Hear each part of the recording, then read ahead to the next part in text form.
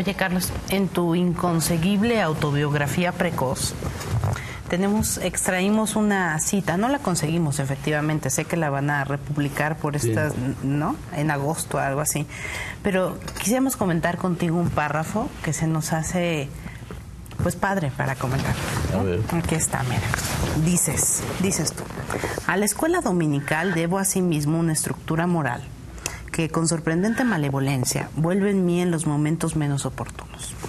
El pecado fue el tema central de mi niñez y la idea de que algún modo, no sé cuál, ha seguido rigiéndome hasta ahora.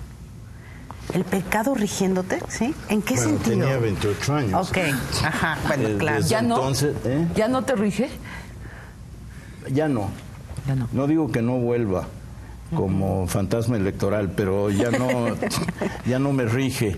Cuando lo escribí todavía estaba dudando entre suicidarme o lanzarme a candidato a la presidencia, y en los dos casos la noción del pecado influía, pero después me di cuenta que era cederle mucho a banalidades, a prejuicios y a estupefacciones del ánimo del siglo XVII. Todo eso lo dejé. Lo que me queda es la sensación de culpa, que es un derivado, pero que ya no es el pecado. ¿Y por qué sientes culpa, por ejemplo? ¿Qué te provoca culpa?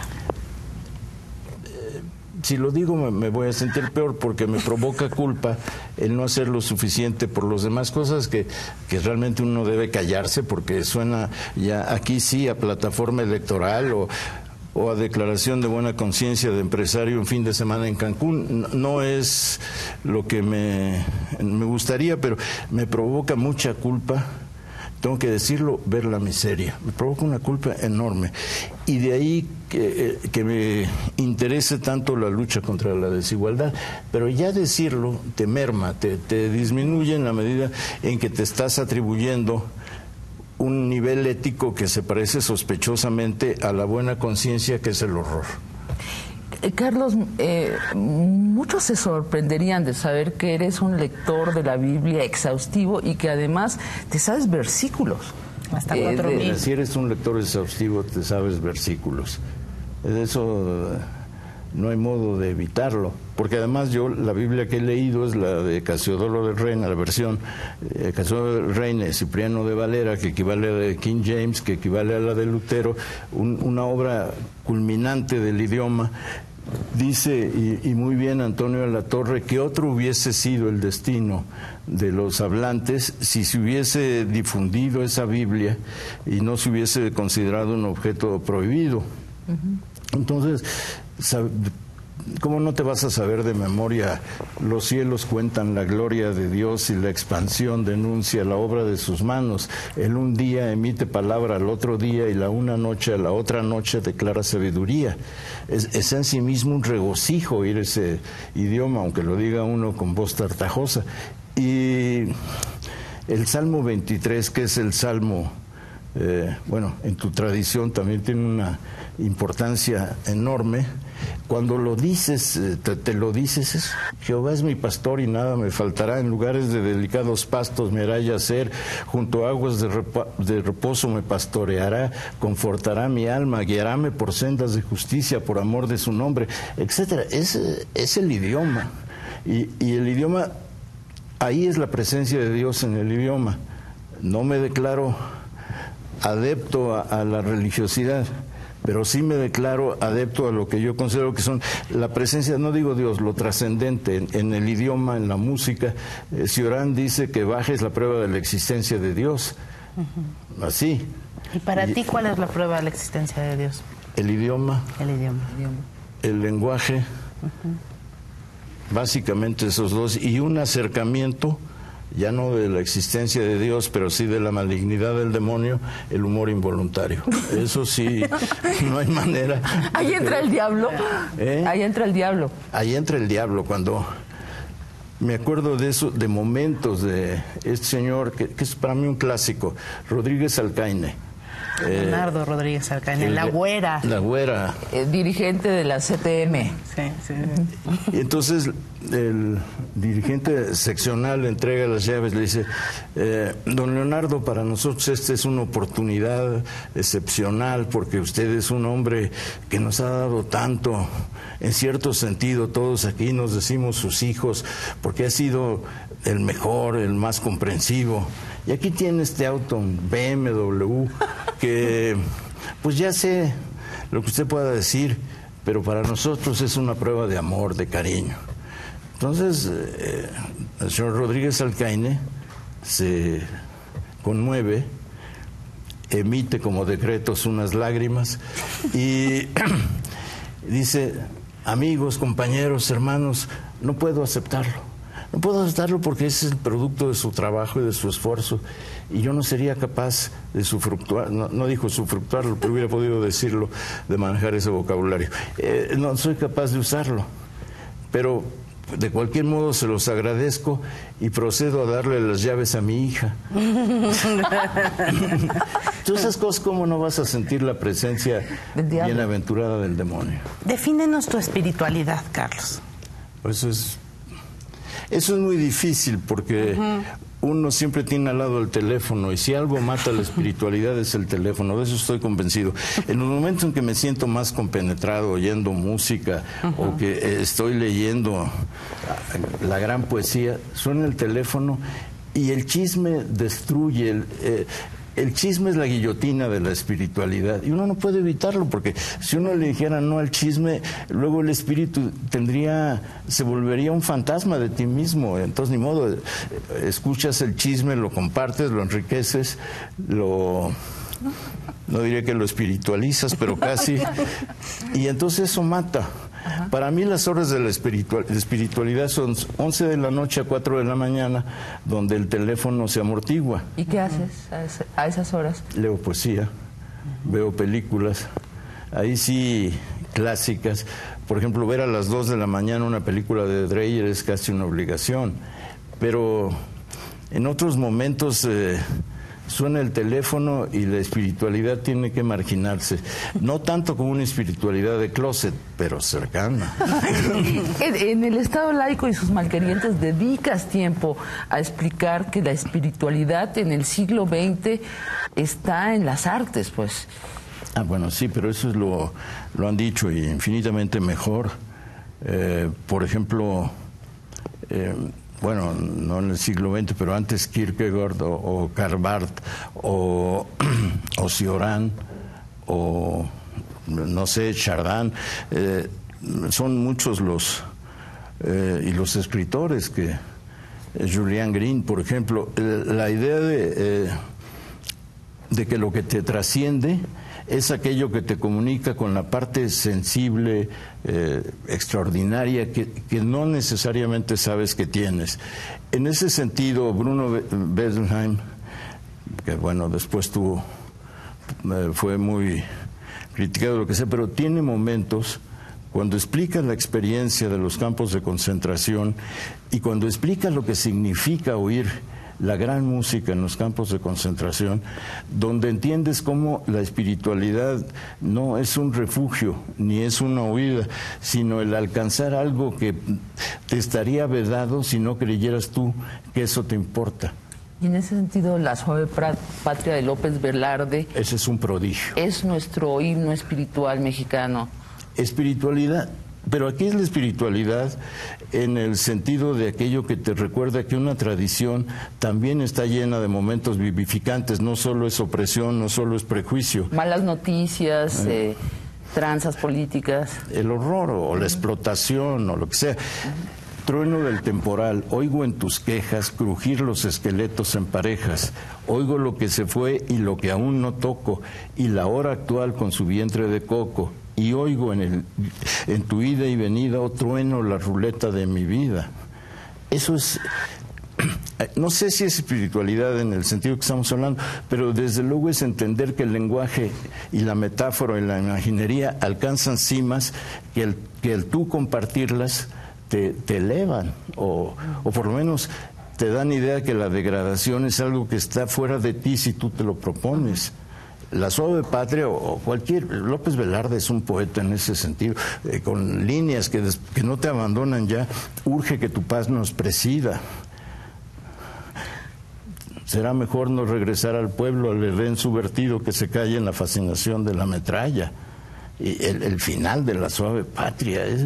Ahí es la exaltación que te da el ritmo, que te impulsa, que la metáfora te impulsa, y a la que tú contribuyes con la emoción que te da saber que eso te emociona. No sé si me explico, pero sí. Si algo te emociona y te emociona saber que la poesía te emociona, aunque sea hay algo ahí de autoadulación, hay también un reconocimiento de que te puedes pasar momentos portentosos. Y que te da pertenencia, ¿no? Te da pertenencia a eso que llamamos patria. Y lenguaje. Llegas a la patria por el lenguaje. Porque si no, no llegarías nunca. Entonces tendrías que recurrir a tocar las campanas de dolores de tu mente. Y eso no existe. Sí. Katia me decía algo sobre el paraíso. Estamos apostando, encontró una cita. Igual, es continuación de la primera que leí. Decías que para Julian Green el paraíso era un cuarto donde había estatuas bellísimas. Para ti, ¿cuál sería el paraíso? Desgraciadamente, como siempre, se me adelantó Borges. Y yo que me imaginaba el paraíso bajo la forma de una biblioteca. Diversificaría bajo la forma de una biblioteca y de una videoteca. Ahí está, empatamos, porque yo decía que era Virgin Records en Nueva York. Y yo decía que es una biblioteca. No, pero también en Nueva York es Strand. Ok. Es decir, lo que estoy diciendo ahora puede ser, en cierto sentido, una defensa de alguien que no quiere reconocer que la depresión le viene de ver un desmoronamiento en torno suyo, no de los amigos o de las personas, sino de los respetos últimos que le quedaban a una sociedad. Y eso se está viniendo abajo. A mí lo que me llamó la atención del señor gobernador de Jalisco, que le pide permiso al señor cardenal para pronunciar una señora mentada de madre. Lo que me llama la atención no es la mentada de madre, porque él después se disculpa y dice que le faltó al respeto. Las niñerías no faltan al respeto. Las niñerías son forma de acomodar el kindergarten que hay en tu alma y de seguirlo habitando. Pues sí, ¿qué? Durante mucho tiempo la fregada, la tostada existieron, para no decir la chingada. Son términos suplementarios. Pero a mí lo que me preocupa no es eso. Lo que me preocupa es que el lenguaje de un gobernador esté todavía normado por las emociones que le causaba en la escuela primaria decir una mala palabra. Y entonces eso tiene que ver con su forma de gobierno, y le falta el respeto a la sociedad, no decir que no enviar al seno de la madre a sus contradictores. Le falta el respeto al no poder desprenderse del único lenguaje que ha conocido y al no... Porque así gobierna. Porque así gobierna. Sí. Porque una cosa sigue a otra. Ahora entiendo por qué por mi madre bohemios, ¿no? Sí. O sea, como que... Por mi madre bohemios es para mí una revancha de la lógica. Así tengo que interpretarlo. Citarlos es una maravilla. Bueno, es un análisis de contenido humorístico involuntario. Es que son fantásticos. Lo cito aquí al obispo de Tlalnepantla, Felipe de Jesús Cueto, que en 1979 dice en una homilía, ya nadie usa la palabra homilética, pero era muy bonita, dice en una homilía: el aborto es el crimen mayor. Si el aborto se hubiese aprobado en tiempos de nuestro Señor Jesucristo, probablemente no habría nacido. Cuando lo leí varias veces. Porque no dabas crédito. No daba crédito. Carlos, tú fuiste educado en la fe cuáquera. Mitad y mitad. ¿Mitad católica? En el protestantismo siempre tienes opciones. Una parte metodista, una parte cuáquera, la escuela dominical era cuáquera. El ser una minoría. Minoría de minorías. Exacto, una minoría incluso entre los protestantes, en un país donde parece que solo se admite que existen o católicos, guadalupanos o ateos. ¿Qué te hizo como formación? Yo iba por la calidad del estudio de la Biblia. Parece muy presuntuoso, pero si no me enorgullezco de mi pasado, ¿qué hago con mi presente? Porque eran estudios de libro por libro de los evangelios. Y entonces, desde luego, hay libros que son fundamentales, los salmos, porque ahí sí es la gloria del idioma, sin más. Cuando tú lees los salmos, encuentras que... Y ahí sí, bueno, los he leído en inglés. También King James es otra, el equipo que hizo esa versión de la Biblia era notable. Y entonces, para mí que me lo explicaran además, y agregándole a esto la doctrina pacifista, para mí eso fue definitivo. ¿Te marcó? Me marcó hasta hoy, ahí sí sin problemas. No entiendo la violencia, no solo un horror como la invasión de Irak, no he entendido nunca la guerrilla, no he entendido nunca las formas, no puedo. Pero además de esto, ¿te sentiste en algún momento discriminado? Todo momento. Cuando yo estaba en primaria, bueno, pues eran los chistes de más o menos previsibles, que la ocasión número 15.400 ya dejaban un poco de afectarme, de aleluya, aleluya, aleluya, que cada quien agarre la suya. Lo oía así. Ya ni siquiera tenía capacidad de un gesto, de esbozar una sonrisa, o lo de el padre que se deprime cuando su hija le dice que ya no es lo que era, y después le explica que se ha vuelto prostituta, y entonces el padre lanza un suspiro de alivio y dice: prostituta, yo creí que habías dicho protestante. Eso, digamos que las primeras 4,000 veces sí... ¿Te afectó? No me afectó, pero me obligaba a entender que si vivían de ese idioma tenían que vivir también de esa neurona. Pero lo que me hacía gracia era, por ejemplo, una cosa que siempre he recordado: el maestro que nos pregunta que quiénes somos protestantes, porque en ese momento era una excepción, ahora ya quién sabe quién es qué, pero entonces 2 levantamos la mano y nos dijo el maestro: pues pobres de ustedes, porque ya nunca serán presidentes de la República, porque la Constitución dice que un protestante no puede ser presidente de la República. Eso, no sabes lo que me deprimió, hasta que me di cuenta que yo no quería ser presidente de la República. Yo dije, pero tuve que procesarlo, ¿no? Pensarlo. Esto te debió haber dado, supongo, una lealtad a las minorías.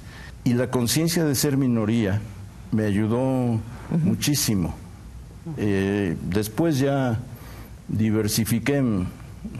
Tengo como tarjetas de crédito, tengo tarjetas de minorías, pero sí, pero está bien, porque son derechos ejercidos o ejercibles, y eso creo que lo que te ha dado esta temporada tan terrible es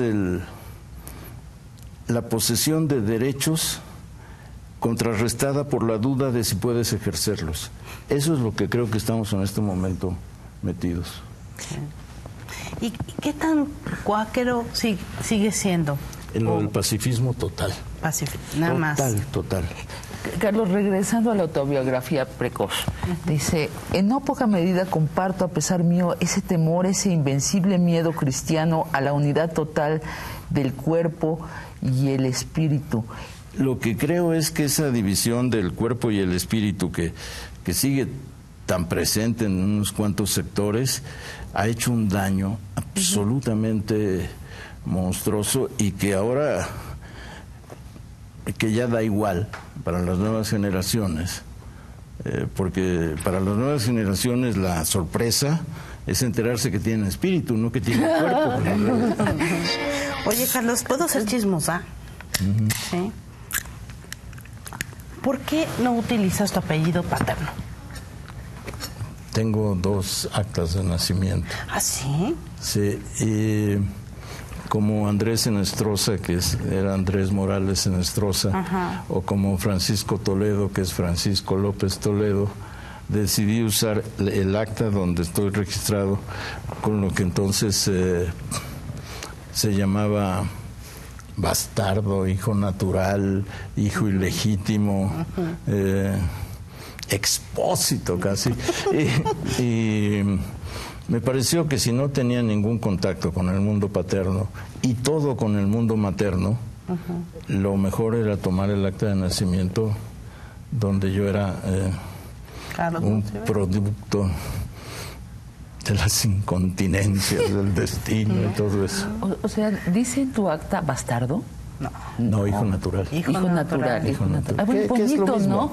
¿no? Hijo de la naturaleza, pues. Pues hijos naturales somos todos, Pues sí. pero lo que se interpone entre tu destino y la naturaleza, y lo que te salva de solo pertenecer a la naturaleza, es el Señor que te confiere la nobleza onomástica. Claro, ¿y ese señor se fue de tu casa o lo sacó tu mamá o qué? Hubo eso que en aquella época era menos frecuente que ahora, esa institución de la contingencia del gusto que es el divorcio. Y entonces con el... ¿Y era la parte católica de la que hablabas? ¿O católica? Sí, porque mi madre era protestante. ¿Y el católico? ¿Muy católico? Muy católico. Según me dijo mi madre.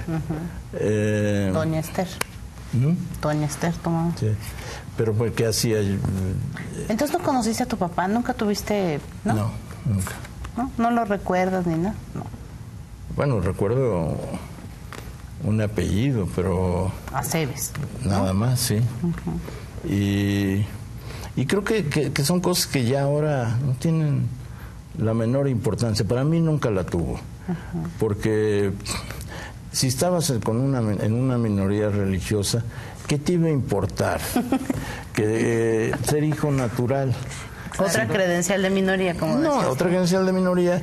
Y además yo tenía la idea de que no era hijo natural porque era hijo de Dios. Y bueno, ya como Dios se interponía y él tenía también otra acta de nacimiento, pues entonces ya me curaba de todas las llagas psíquicas. Y Claro. Yo cuando tenía más o menos 8 años estábamos en el equipo nacional de tenis y alguien gritó, la última que llegue a los lockers, judía. Y ahí me detuve y me fui tranquila. No me salvó de muchas prisas. Bueno, por alguna cosa me salvé. Del melodrama en la República de las Letras, estábamos haciendo cuentas, decíamos, hace 10 años murió Octavio Paz, que era el zar de las letras, el presidente, el papa, el presidente vitalicio de las letras. Ahora se te adjudica a ti que tú ejerces ese puesto. No, hombre, ¿qué dices? pero por favor. ¿No? No. Lo podrías ejercer, ¿no? Para empezar por un hecho, el magisterio de Octavio Paz revive cada vez que lo lees. Eso no hay manera de evitarlo. Yo puedo tener y tengo muchas discrepancias con posiciones políticas de Paz, pero lo leo y me devuelve la fe en muchas cosas, me devuelve la fe en el uso del lenguaje, me devuelve la fe en la inteligencia como aparato de comprensión simultáneo o multánime, me inspira lo que me inspiran Borges o Lezama Lima o Juan Carlos Onetti. Es decir, Carlos, ¿tú lees? No hay magisterio real que no esté fundado en una obra. Pero tú te sientas y platicas con Zabludovsky en el año 2000, te sientas y hablas con Enrique Krause, que tiene una posición distinta actualmente, charlas. ¿Cómo estás fuera de esta actitud de yo no hablo con los que no piensan, con los que piensan distinto? ¿Estás fuera de esa No, actitud nadie está polarizada? fuera de esa actitud. Lo que yo digo es, yo no puedo dejar de hablar con los que piensan distinto. Ajá. Esa es la manera en que lo enuncio. Ajá. Porque ellos también tienen que hablar con el que piensa distinto o con los que piensan distintos. Pero así proponerme como un modelo de santidad en el debate, no, de ninguna manera.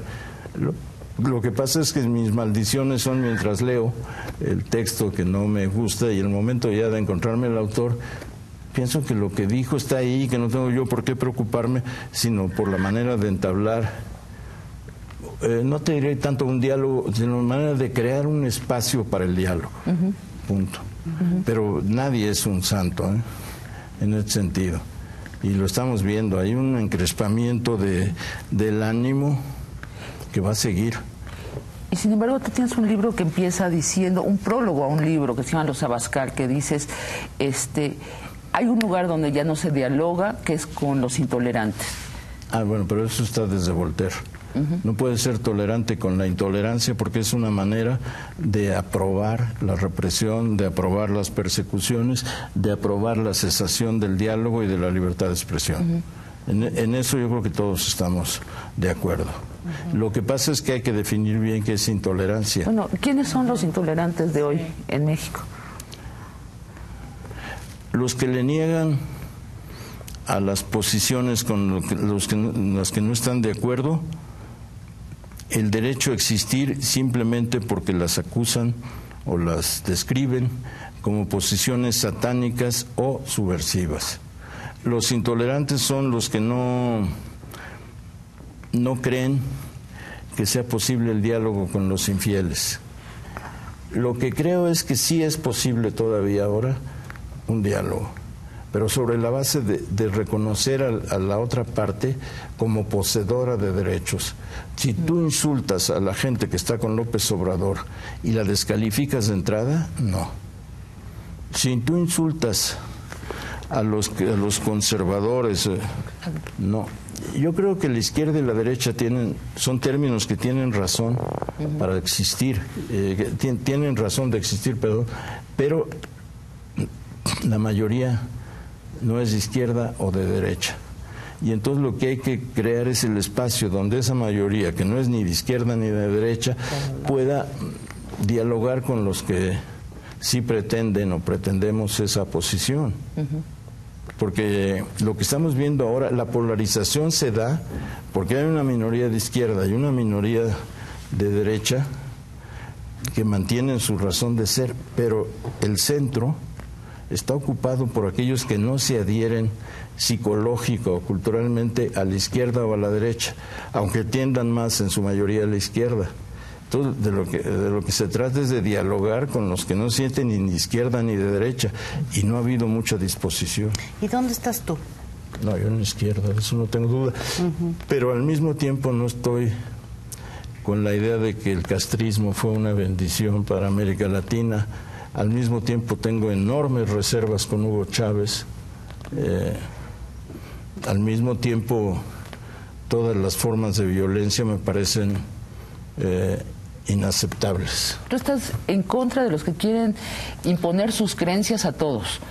Sí, estoy en contra de la idea clerical, en el sentido del siglo XIX, de que es posible gobernar desde una sola versión dogmática de la fe, encarnada o representada en un grupo jerárquico. Lo demás, yo pienso que el espíritu religioso, cuando se da, es lo más respetable. Y en ese sentido, la Basílica de Guadalupe, el 12 de diciembre, me parece una expresión de lo respetable. Y Provida me parece una expresión de la intolerancia que no es tolerable. Pero en general dirías que México es un país conservador, Carlos. No, es un país que fue conservador y que solo se acuerda bien de la época en que fue conservador y no se acuerda bien de la época en que será francamente liberal. Pero no, ya no. Ve las costumbres. ¿Quién cuando te habla de Semana Santa te dice a qué iglesias va a ir o a qué playas? A partir de ahí es un país ya secularizado en serio. Esa insistencia en que México sigue siendo un partido conservador no es sino decir, hay todavía miedo de ser distintos. Es eso. Sí hay miedo, ¿no? Sí. Hay mucho miedo de la diversidad. Es como si ves a un transgénero, tú te vas a tener que convertir en transgénero o tu hijo. Sí. ¿No? Y la diversidad es la lepra. La lepra lepra en el sentido medieval. Ajá. Todavía México tiene mucho miedo, ¿no? De la diversidad. Tiene miedo a aceptar que ya perdió el miedo. No es tanto el miedo real, sino el miedo a aceptar que ya perdió el miedo, porque si se acepta que ya se perdió el miedo, se tiene que vivir en consecuencia. Y entonces pierdes el prestigio ante ti mismo que te da tu barniz o tu fachada conservadora. Hablando de diversidad, multiplicidad, estábamos viendo el domingo en la tele, en el canal 11, estabas también en el canal 22, sabíamos que estabas en Bellas Artes dictando una conferencia. Alguien nos reportó que también estás en Las Vegas, no sé haciendo qué. Chicago. ¿Cómo le haces? En Chicago. Sí, sabía. En Chicago, perdón, se equivocó el informante. Bueno, ahí es por ocio. Como no sé decir, no conozco la negativa, o la negación, entonces me invitan a un lado y lo pienso mucho, 2, 3 segundos y digo sí, y luego tengo que cumplir y bueno. Carlos, pero ¿y cómo escribes tanto al mismo tiempo? Porque tengo que cumplir con esas... En el fondo es un truco. Acepto porque me obliga a escribir. Y sí lo hago. ¿No duermes? Duermo 4 o 5 horas máximo. Ahí está. Ahí Sí, está. pero la verdad es que escribir cuando tengo insomnio me parece una pérdida de tiempo, porque ahí están los DVDs. Entonces el insomnio me llega en el momento en que sé que quiero ver una película. ¿Cuántas películas ves a la semana? 9 o 10. ¿Cuántos libros lees? Libros leo como 200 páginas, 150 páginas. A la semana. No, diarias. Como, no, pero es por costumbre. Entre mis usos y costumbres está la bibliofagia. No puedo evitarlo. ¿Y ves televisión? No. Nunca. Nunca. Entonces, ¿cómo escribes de cosas que pasan en la televisión y demás? Escribo de cosas. Ay, sí, mira, a ver. No. Anoto declaraciones. Ajá. Ya. ¿Qué? No, pero esas son cosas que están en internet. Están en las transcripciones. Esto es increíble. Esto resumes un programa en el canal 13 en 1986 y ese sí lo vi. ¿Ah, sí? Ese sí, bueno, a veces caigo, el pecado es aceptar que uno ha visto lo que dice orgullosamente que jamás, pero lo cierto es que yo sí sigo el ritmo de la intolerancia.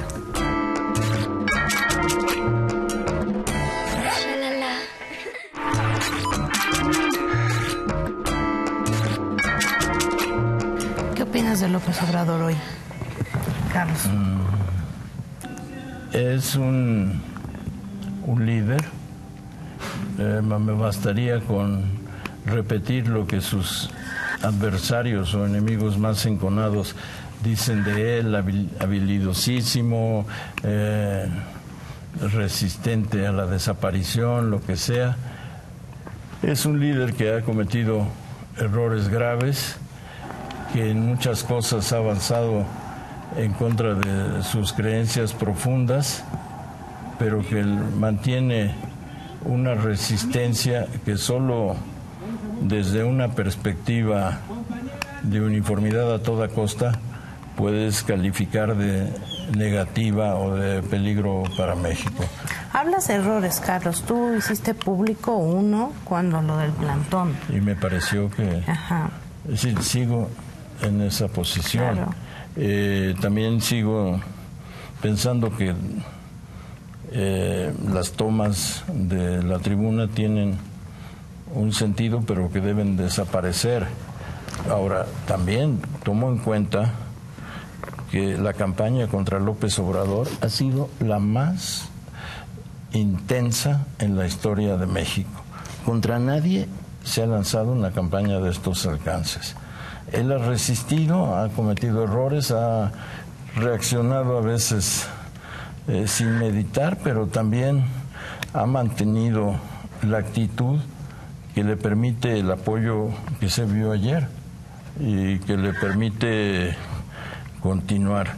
Creo que el movimiento tendrá sentido si se vuelve efectivamente un movimiento y si se pasa del yo al nosotros.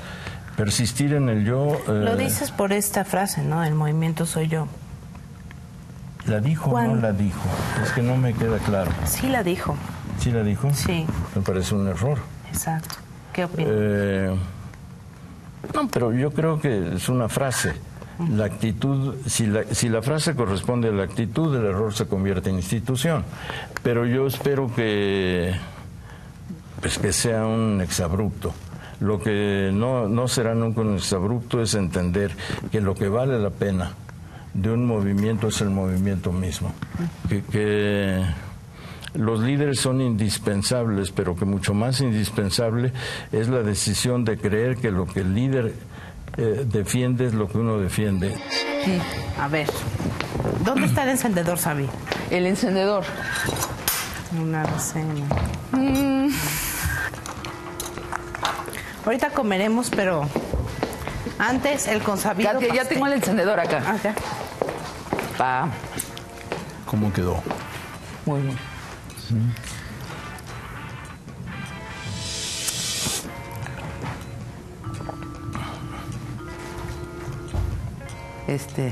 Tengo que... ¡Feliz cumpleaños! Bueno, estas son las mañanitas. ¿Qué cantaba? El rey David. Sí. No quiero probar que no tengo ya aire. Muy bien.